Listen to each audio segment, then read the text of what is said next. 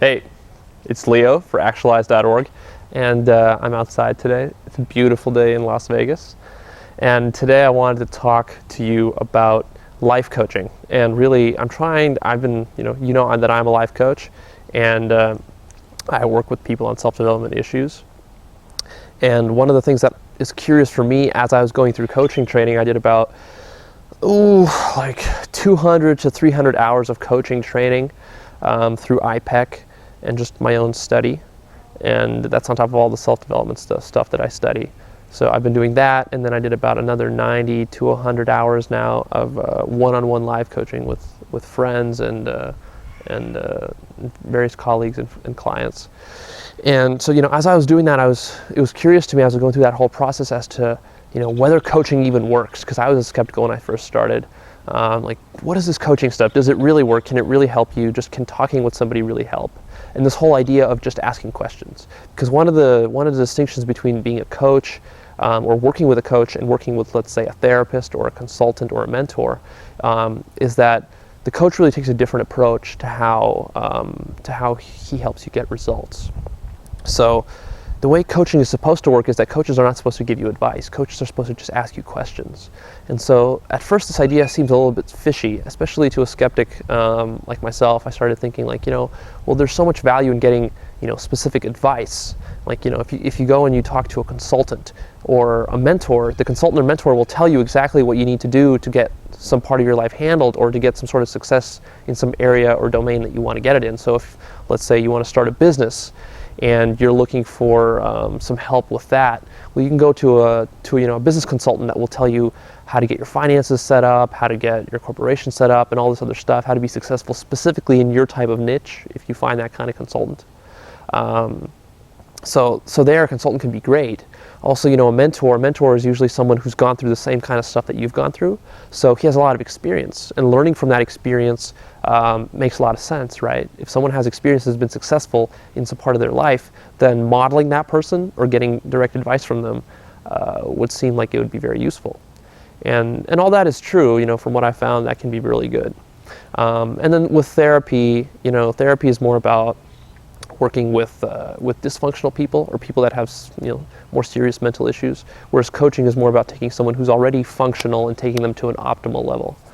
But I think the biggest difference between coaching and all those other fields is that coaching is about asking a lot of questions and not giving any advice, and just relying and trusting that the client or you, whoever's being coached, has the resources within themselves to kind of figure it out. And so as I was going through this whole process, I was just curious for myself, how does coaching really generate that value for people, especially because coaches can charge quite a bit, and that needs to be justified with a return on investment. It's not just about mental masturbation. At least I didn't want to become a coach unless I thought that there was a real value that I could add to people's lives. And so if I'm asking people questions, I want to know, how is it that asking a simple question can give a big return on investment? And, as I was being coached, because I've gone through maybe 50 hours of coaching myself, where I was being coached by somebody else, by another coach. I've been coached by professional coaches. I've been coached by people going through the program with me. It's been a great experience, and some of those sessions have been awesome. Some of them have been still good, but not given the same results. So different sessions can give different results, and different coaches are at different levels of efficiency in how they coach. And as I was being coached and as I was coaching others, I started looking at the different results. So here's some of the findings that I came up with, at least for myself. And I'm still trying to figure this out because it's really fascinating to me, and there's more to learn. Basically, the way I see it is that coaching really makes you think. So, what's the power in that? You would tell me that, well, I can think on my own. I don't need a coach to help me with that. And I'd be the first to say that, because I love to think. I think I spend more time introspecting than most people do. I tend to be a naturally introspective kind of guy. So if you're that way, you might be thinking well, I already have that part handled. Here's the difference, though. A couple of differences. Number one is that simply a lot of times you're just caught in your own story. You're caught in your own bullshit. You're caught in your own ways of thinking. You're caught in your own belief systems, in the way you were raised up, in your experience. You're caught in the experience of your friends, your society, everything that's around you keeps feeding you with the same information. You just kind of get stuck, or you start going down the same path, the same road. You just keep going down the same road. And sometimes that's good. Sometimes if you feel like you're stuck and you want a change in your life, or if you feel that the road you're going down is not the healthiest or most fulfilling for you, then sometimes it helps to get some external forces to kind of nudge you off into a different direction. So that's what coaching can be good for. It's a little bit more objective. The problem is that a lot of times you're just so caught in your own story, the way that you're interpreting events, and you don't even realize it consciously until you have someone else come in there and give you a good kick in the ass and send you in a different direction, or just get you to start to think about a situation in a different way that you haven't thought about before. Because otherwise you'll just be stuck and you'll think that that's the way it is. And that's usually what keeps you stuck, is it's not that just that you're stuck, but then you start to really think like, oh, well, there could be no other way. This is how it has to be for reasons A, B, C, D, E, F, G. And you're really good at coming up with reasons, we all are, as to why you can't change the situation, why it has to suck, why you're a victim, etc., etc., etc., why you can't make changes. But a good coach can help you see stuff from a different angle, and that can be really, really powerful. Sometimes it just takes one shift, one question that will send you thinking about something that you would have never really thought about on your own. And so that challenging aspect is really important and is a great function of coaching. And it can happen really fast. You don't need a bunch of sessions to get it. Sometimes it might take many sessions. Sometimes it can happen within 5 minutes in one session. It just kind of all depends on what the issue is, where you're coming from, and how much blockage you have around it. So that's one thing I found. I've definitely found that happening on myself. I've found myself being able to make those kind of changes with people that I've coached, with clients. Another reason that I think coaching works well is that it really starts to make you think and process more consciously and more deliberately. A lot of times we get lazy with our thinking. We introspect, but what happens is while you're introspecting, you're not very rigorous about it. So you're not very deliberate about setting up your goals. You're not very deliberate about telling yourself what you want and what you don't want. And so you're not deliberate about thinking through strategies. And so what happens is that there's a lot of assumptions in your thinking whenever you're approaching something. And again, most of this stuff is unconscious, so you don't even realize it until later when you get coached and then something suddenly sparks or triggers in you and you're like, oh my God, I had this assumption the whole time, and that assumption was actually limiting me in the following ways. And once you start to realize it, get a little bit of awareness around it, it becomes easier to start making changes. You know, one of the most difficult things for me as a coach, starting coaching, was not to give advice, because I've read a lot of self-help literature. I follow the industry, I follow the field, I kind of experiment with this stuff on myself. So it's easy for me to come at a lot of people's issues with my own base of experience and knowledge. So if someone comes to me with like a fitness goal, or they don't like their career or something like that and they want changes, it's easy for me to start spouting advice at them, or stuff that I would do, or stuff that I know that other people have done. But see, the trick is that what keeps you blocked is not the fact that you don't have enough knowledge or awareness of how to do stuff. It's usually just simply the fact that you have your own like inner issues that are there. So you have beliefs, you have experiences that have all led you up to the point where you're at right now, and have led you to the way that you think. And they've created some pros in your life, so they've opened up opportunities for you, the ways that you're thinking. But the ways that you're thinking also have some negatives to them, and also some limitations. And a lot of times you don't realize what those are until you start to kind of work through them. And the thing is that if I just give you a piece of advice and tell you, oh, you got to start going to the gym if you want to lose weight, that might be great for some people whose inner mind is able to wrap around that. For other people, it's not going to really have an effect, because what they really need, usually when someone is overweight and they're not going to the gym, it's not because they don't know that they need to go to the gym, it's because they don't have the motivation to do it. So that means that somewhere in their mind, they're not getting triggered and getting excited about the idea of going to the gym, whereas someone like a bodybuilder, for example, doesn't have that problem. A bodybuilder's going to the gym and he's excited all the time. So now the question is, what is the difference in thinking between a bodybuilder and then someone who's overweight who wants to start going to the gym? Well, it's how they think about the gym. It's all the beliefs that they have. So maybe the reason the overweight person is not going to the gym, and this might be different for every single individual, it might be something like, well, the fact that they think that by going to the gym and they've never gone before and they're 50 pounds overweight, then they start thinking like, well, I go to the gym and I'm going to start working out, and then people are going to start looking at me. I'm going to be wearing my gym shorts and my gym shirt, and I'm going to be fat and overweight, and I'm going to look horrible, and I'm not going to be doing any heavy lifting for months because I have to build up to it. I'm going to be running really slow on the treadmill. So basically I have to start at ground zero and I'm going to look like a fool. Whereas all these other ripped guys are going to be walking around me, working out and laughing in my face. So maybe like that's the kind of picture they have of the gym. So if they have that kind of picture, you know, of course they're not going to want to go to the gym. There's a lot of resistance from that. So in that case, we got to find out what that resistance is and then work with it. And that's going to be very specific to that individual. For somebody else, it might be totally different. You know, somebody else that doesn't want to go to the gym might be thinking about the long commute that they need to make to the gym. And the fact that they don't have time, that's time that they need to spend with their family and their kids, that, you know, how selfish of them is it to worry about their own weight and their own looks, which in the end are so vain, right? Like caring about your looks and your health is so kind of vain on some level. Versus, for example, you know, driving your kids to soccer practice and picking them up from school and spending time with them at dinner. So if someone is very family oriented, they're going to have a problem going to the gym because that's just time that's being taken away from their family. So that's a totally different block. And again, all this is in your head. Not to say that there aren't real challenges out there. I mean, sure, you have limited time. That's real. But the fact is that there's also ways to work around it. And in all those cases, there's ways to get yourself to go to the gym. It's just a matter of wanting it and then working through it. So in that case, you know, we would start working with that person's particular problems and start looking at, okay, so the blocks are, you know, family time. How could you make family time and gym time? Maybe how could you combine the two? What are some possibilities there? So we start working with that. You know, is it really true that you need to sacrifice family time? Is it really true that going to the gym is vain? How are you actually helping your family by going to the gym?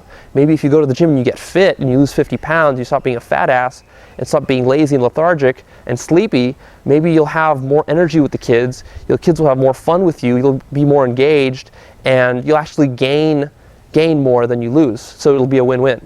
So that's like ways of how to turn that kind of stuff around. And this applies everywhere. It's not just the gym. That's just like an easy example to use. This can be with your business. It can be with your relationships. It can be with how you're eating, you know, how you're approaching almost any aspect of your life, any kind of negative habits that you have, any kind of blocks that you have. So coaching is really good about that. And that's also really why coaching is a good addition to kind of traditional self-development, which is usually done through like self-help books. So if you read Tony Robbins, that kind of stuff, you might be wondering, well, you know, I've already read Tony Robbins. I've done some of that stuff. I listened to some CD programs. I've listened to some of I watched some seminars. Maybe I went to a workshop or two. I've read some articles online. You know, maybe I have my favorite newsletter, self-development newsletter that I've signed up to. So why do I need some sort of coach to help me with my issues? Well, all that stuff is great. I think it gives you a very solid foundation. I encourage you to do all of that as much as you can. I do it myself. I love it. The only issue is that sometimes you need a little bit more, you know, and sometimes your problems are personal, and that more generic advice, that's geared towards the mainstream.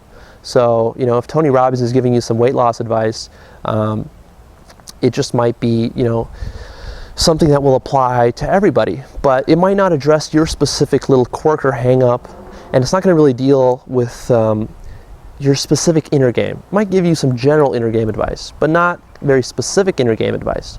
And especially if it's stuff that you've been trying for a long time and you haven't been able to get through on your own or with the help of books and CDs and stuff like that. Like maybe you've been trying to lose weight for a long time and you've really struggled with it. You keep losing a few pounds and then you keep putting it all back on. And you just can't lock it in and make it sustainable. Well, that's the kind of change that maybe a coach, you'd want a coach to help you with.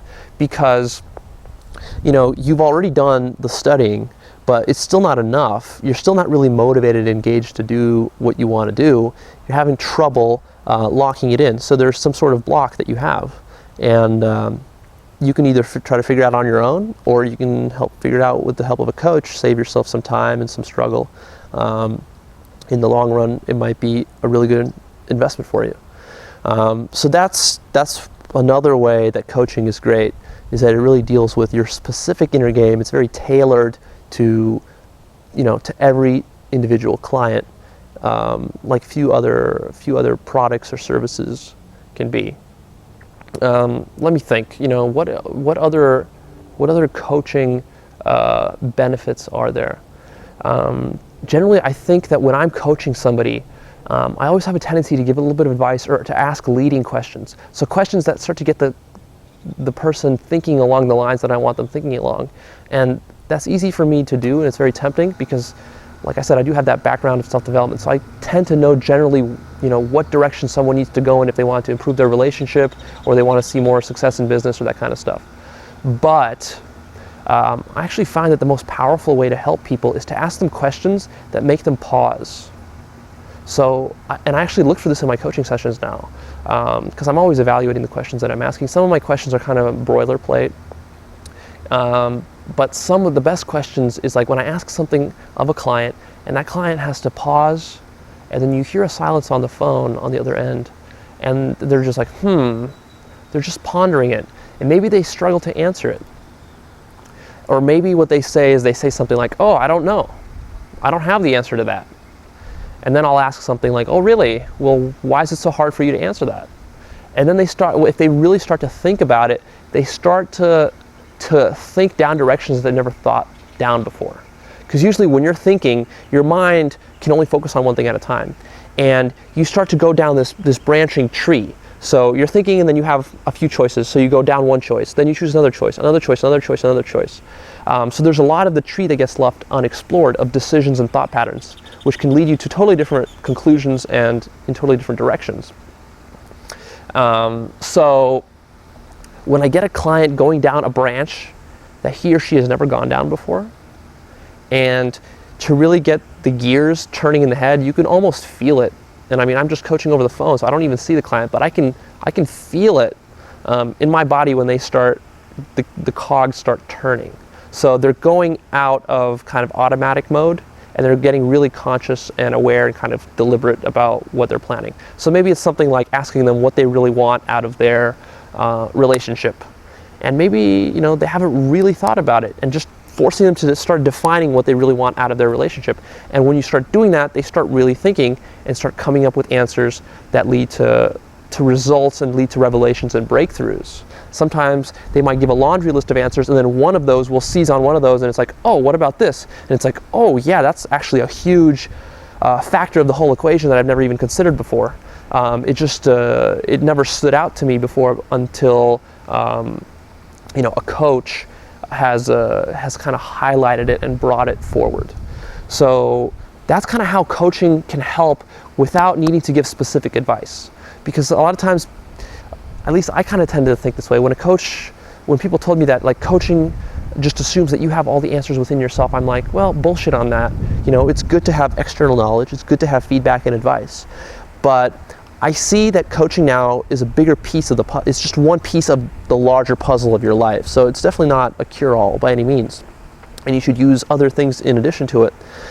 But what it can do is it can start jogging your memory and start getting you to think along lines that you've never thought about and dealing with inner blocks in a way where I don't need to tell you exactly what to do. And it's good for me because that means I don't have to put the burden of responsibility on myself as a coach, in terms of knowing everything I need to know. So if you come to me and ask for coaching advice about business, I don't need to be a business expert, even though I happen to have started my own businesses and I know a bit about that. But I don't need to be like an expert in whatever business it is that you're doing to help coach you on it. Because usually the blocks are more general, they're more psychological, and they're more human than they are related to some specific business. You know, obviously if you have a problem with your business that you need very detailed help on, you can get a consultant for that. But also that consultant might just help you with that one specific problem, whereas your bigger problem is going to be the way that you're thinking about your business. And sure, a consultant can help you with there as well, but you might not even realize that that's the problem until you talk to a coach.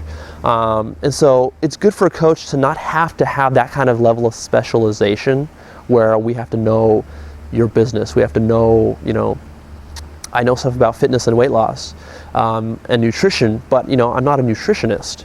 I still feel qualified to coach you on that stuff because it's more about getting you engaged, getting you motivated, and removing your inner blocks. That's what I'm coaching you on. I'm not coaching you on the details of how to have a proper diet. That's something that you would go to a book for. That's something that you would go to a nutritionist for. So I think I'm going to wrap up with that. That was a really good, I think I got all the points that I wanted out of there in terms of, you know, how I see coaching as being valuable. Because to me it's really important that what I'm doing is valuable and it's not just a bunch of mental masturbation. All right, this is Leo for Actualized.org. And for today, I'm saying goodbye.